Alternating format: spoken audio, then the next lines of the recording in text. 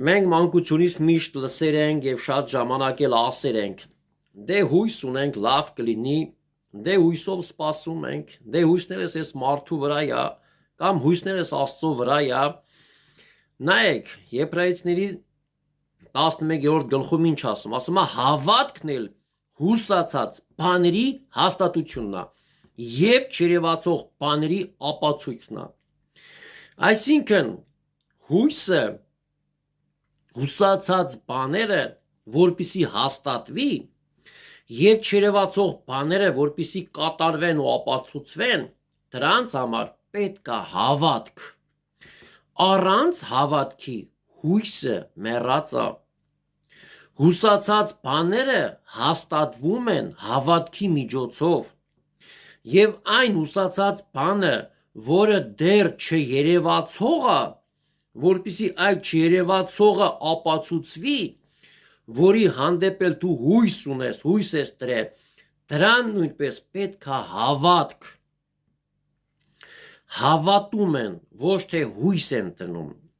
Առանց հավատքի իմ քո հուսացածը չի հաստատվի, եւ այն չերևացողը, որ դեռ սպասում ենք հույսով, պետք է կատարվի, հաստատվի, ապացույցվի, դա երբեք չի տեղ ունենա, չի ապացուցվի, չի կատարվի, չի հաստատվի, եթե հավատք չդրվի դրանում։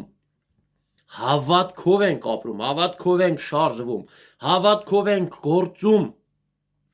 հավատքով ենք հույս ունենում։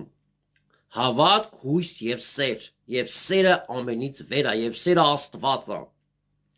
Սեր պետք է ունենանք, Աստծուն պետք է ունենանք, հավատ պետք է ունենանք, նոր հետո հույս պետք է ունենանք։ Առանց սիրու, առանց հավատքի հույսը չի կատարվի։ Սիրելի բարեկամ, սիրելի հարազատս, Աստված օրհնա քեզ։ Թող Սուրբ Օգու ներկայությունը Հիսուս Քրիստոսի անունը քեզ զորացնի,